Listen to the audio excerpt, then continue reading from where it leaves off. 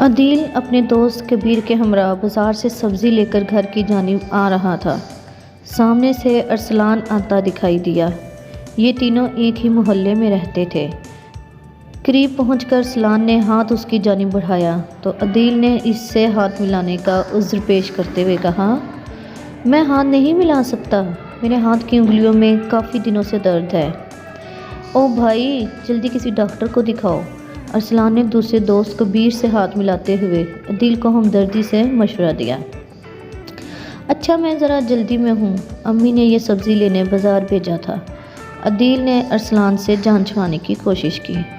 ارسلان آگے بڑھ گیا تو کبیر نے عدیل سے پوچھا، تم نے اس سے جھوٹ کیوں بولا کہ تمہارے ہاتھ میں درد ہے اور اس سے ہاتھ بھی نہیں ملایا؟ او بھائی، میری امی کہتی ہیں ان کا پورا گھر ملنے جلنے کے قابل نہیں ہے۔ عدیل نے یہ وجہ بتائی۔ ایسا کیا کر دیا ان لوگوں نے جو ملنے کے قابل ہی نہیں رہے؟ کبیر نے ایک بار پھر ذرا اصرار کیا۔ ان لوگوں نے اپنے گھر میں ناپاک جانور یعنی کتا رکھا ہوا ہے۔ کتے کو اکثر لوگوں کے گھر میں پالے جاتے ہیں اس لیے کہ وہ وفادار ہوتے ہیں اور گھر کی رکھوالی بھی کرتے ہیں۔ کبیر نے عدیل کی بات پر حیران ہو کر کہا، بس بھائی، میری امی نے کہا ہے کہ ان کے گھر نہ جانا اور نہ ان لوگوں سے بات کرنی چاہیے۔ عدیل نے امی کا فیصلہ سنایا اور اپنے گھر میں داخل ہو گیا۔ سنو بیٹا، ارسلان کی امی خالہ رشیدہ نے گھر کے دروازے پر کھڑے ہو کر عدیل کو آواز دے کر کہا، اپنی امی سے کہنا کہ آج شام 4 بجے ہمارے ہاں قرآن خوانی ہے، آ جائیں آپ۔ ارسلان کی امی نے بہت شفقت سے کہا، امی سے کہنا بیکار ہے خالہ، وہ نہیں آئیں گی آپ کے گھر۔ امی ابو اکثر ناپاک کتے کے بارے میں باتیں کرتے ہیں جو آپ نے اپنے گھر میں پالا ہوا ہے، اور یہ بھی کہتی ہیں کہ ناپاک جانور سے آپ کے گھر سے برکت بھی اٹھ چکی ہوگی۔ عدیل نے بلا تکلف صاف صاف کہہ دیا۔ ٹھیک ہے بیٹا، بہت شکریہ یہ سب بتانے کا، ارسلان کی امی نے بہت افسوس سے کہا اور گھر کے اندر چلی گئی۔ تمہاری یہ بہت غلط بات ہے عدیل کہ تم صرف اس بات پر ارسلان سے بات نہیں کرنا چاہتے کہ اس کے گھر میں کتا ہے۔ ایک روز عدیل کے دوست کبیر نے اسے سمجھانے کے لیے کہا، دیکھو بھائی، میرے والدین جو مجھ سے کہیں گے میں ویسا ہی کروں گا۔ عدیل نے ارسلان سے بات نہ کرنے کی وجہ بتائی، اور تم اس کی زیادہ حمایت مت کرو، جو میری امی کا حکم ہے میں ویسا ہی کروں گا۔ عدیل نے اٹل انداز میں کبیر سے کہا تو کبیر نے عدیل سے زیادہ بات کرنا مناسب نہیں سمجھا اور خاموش ہو گیا۔ تم کو معلوم ہے کبیر، ہمارا کتا بہت ہی وفادار ہے، اس نے ایک دفعہ ہمارے گھر چوری کی واردات ناکام بنا دی تھی، ارسلان نے بعد میں کبیر کو بتایا۔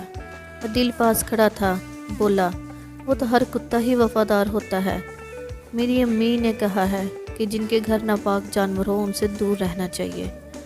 ارسلان کی والدہ عدیل کے گھر پہنچ گئی اور بولی، بہن ثریا، آپ کے خیالات جان کر بہت دکھ ہوا مجھے، بھلا میں نے ایسی کیا بات کر دی، کس بات کا افسوس ہوا آپ کو؟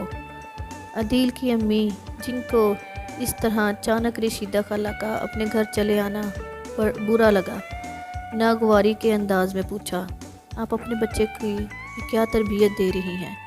رشیدہ خالہ نے بات شروع کی۔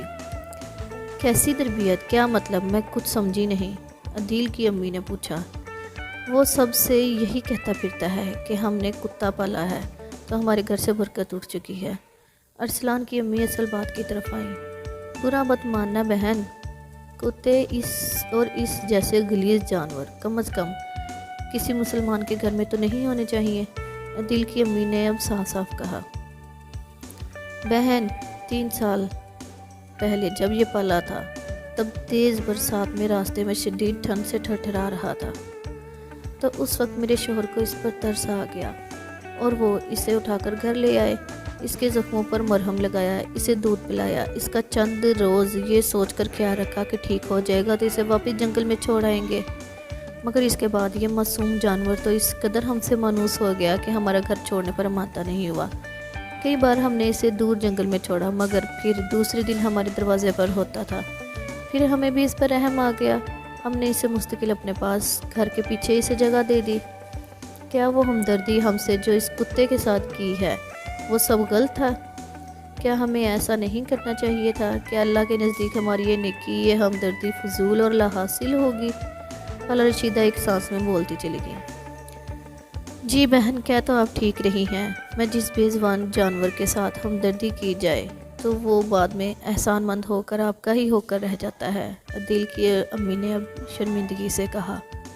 انسانوں کے ساتھ ساتھ بے زبان جانوروں سے بھی ہمدردی، پیار، محبت اور ان کا خیال رکھنا بھی تو ایک اچھا مسلمان ہونے کی علامت ہے، اور اللہ کی طرف سے بھی ہمیں یہی حکم ہے۔ خالہ رشیدہ نے نرم پڑتے ہوئے کہا۔ بالکل بہن، آپ ٹھیک کہہ رہی ہیں۔ عدیل کی امی کو بھی اب اپنی غلطی کا احساس ہونے لگا۔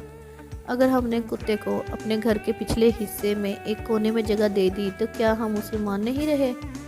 خالہ رشیدہ نے کہا۔ مجھے معاف کر دینا بہن، آپ تو میری آنکھیں کھول دی ہیں، عدیل کی امی نے اب شرمسار ہو کر کہا۔ آپ کی اس تربیت کی وجہ سے آپ کے بیٹے عدیل میں بھی غلط خیالات پیدا ہو رہے ہیں۔ آپ کا بیٹا بات بات پر میری امی کہتی ہیں کہ تکرار کرتا رہتا ہے۔ یہ کوئی اچھی بات نہیں ہے۔ عدیل کی امی کو نرمی سے سمجھایا۔ جی میں بہت غلط کر رہی تھی، مجھے معاف کر دے رشیدہ بہن، اب ایسا نہیں ہوگا، بلکہ میں اپنے بیٹے کو بھی سمجھاؤں گی۔ عدیل کی امی سریا نے اپنی غلطی مان کر کہا۔ میری بات سمجھنے کے لیے آپ کا بہت بہت شکریہ۔ مہربانی کر کے اپنے بچے کے سامنے ایسی کوئی بات نہ کیا کریں جس سے اس کی سوچ منفی ہو جائے، ارسلان کی امی نے کہا اور خوش ہو کر ان کے گھر سے چلی گئیں۔